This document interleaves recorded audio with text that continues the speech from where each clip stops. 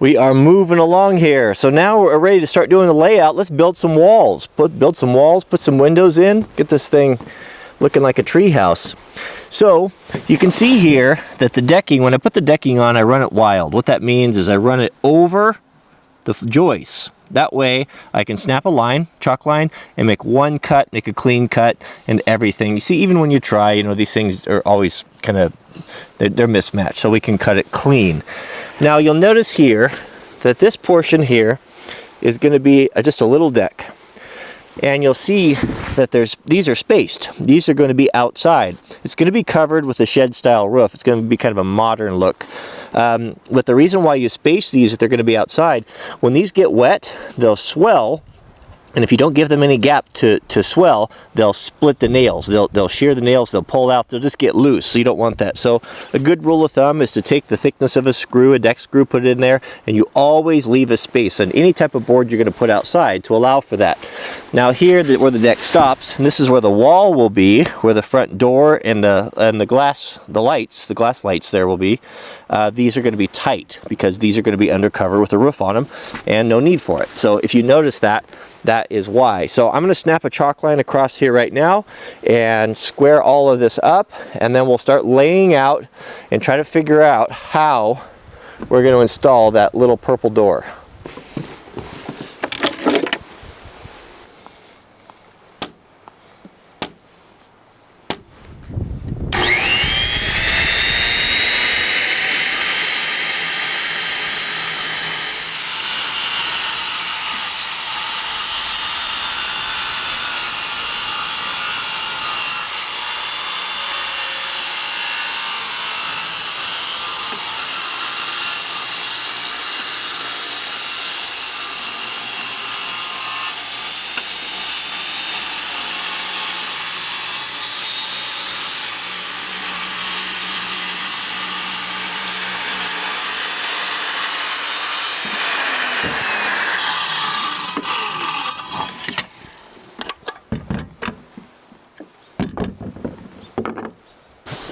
I'm going to leave the deck boards wild for now, just because.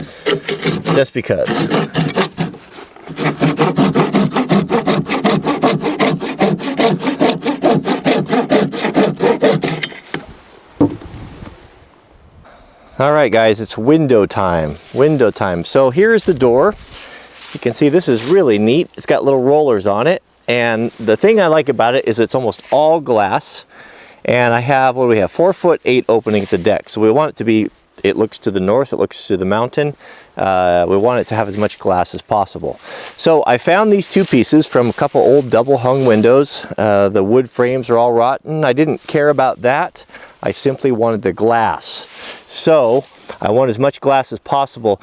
I'm thinking, because this window here is going to be at ground level, it's going to be full glass from ground all the way up to the top of the door, and kids are going to be there, and there's a good chance of kicking it.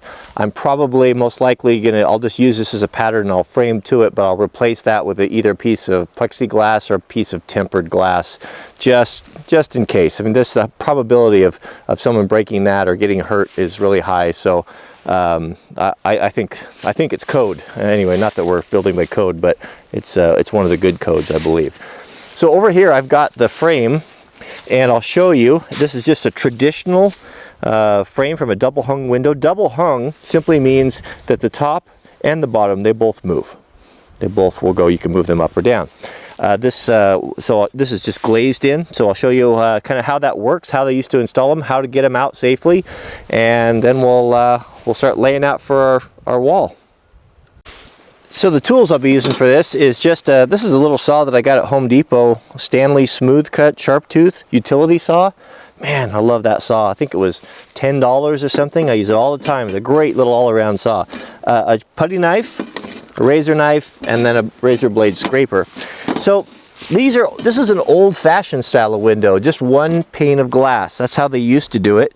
They probably quit doing that. I don't know for sure, but I'd probably say sometime in the 70s, 80s or so, because they're not very efficient. You lose a lot of heat through them. But how they used to do it is they would just make a wood frame like this, and they would use this. It's kind of like it's a oh, it's a liquid, or a kind of a thick liquid, more like a paste, called glazing compound. And they would glaze the windows in. That's where the term a glazier is a man or woman, a person who works with glass, repairs glass.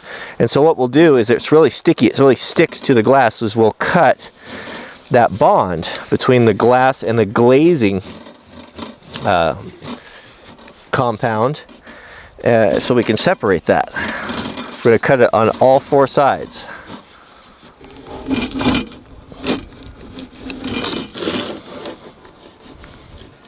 So you're going to get a voiceover in this section of the video because the microphone was turned off. So to remove the glass, I'm just taking my utility saw and I'm cutting the bottom of the frame there, just being really careful and not to cut into the glass. Flip over on the other side and continue to cut through. This wood is pretty rotten, so it's pretty soft, and it's doesn't take a whole lot. Most of these old windows you're going to find like that are going to be pretty rotten on the bottom side.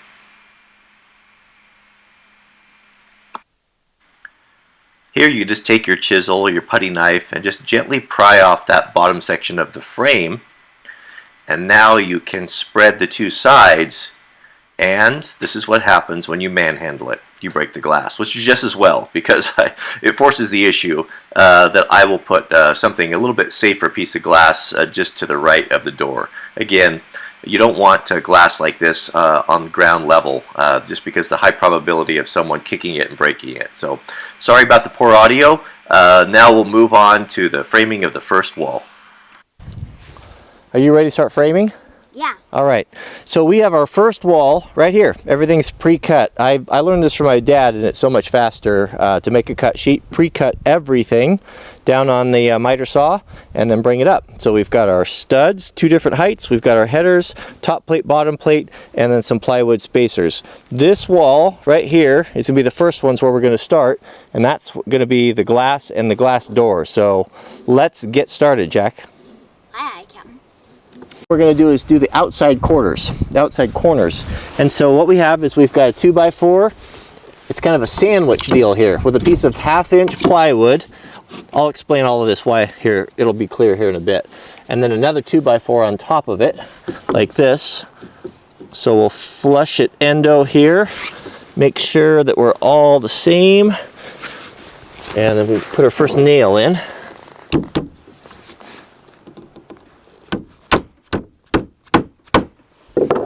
And then, just to make sure that we're all good, I can flip it on its side here. Now this overall, we're going to have 1.5 plus 1/2 inch. What's that come out to, Jack?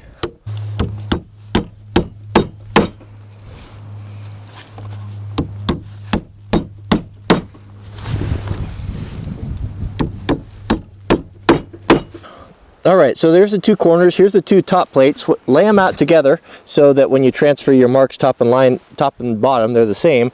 So right now I'm putting together our headers. I'll give Jack the camera here. So the headers are strong members that go over top of the glass, because this wall is going to be supporting the roof. So again, we're going to have the sandwich method. 2x6, 1/2-inch piece of plywood, and another 2x6. It kind of does look like a sandwich. It does. It looks like an ice cream sandwich. So it's really important that these are all flush, endo and side. And then we'll go ahead and we'll stick these together. Oh, that hit you, Jack? Mm-hmm. Blew off the dust.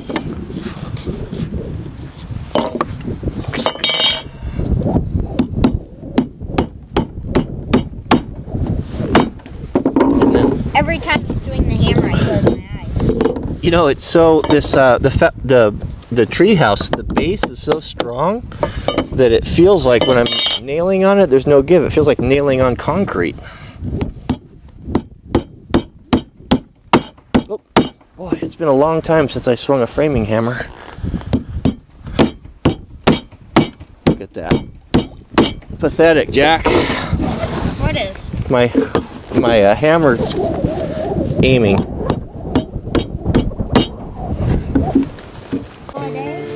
Oh, whoops.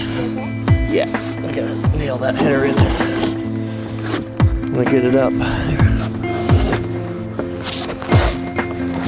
Should have toe nailed that, forgot about it.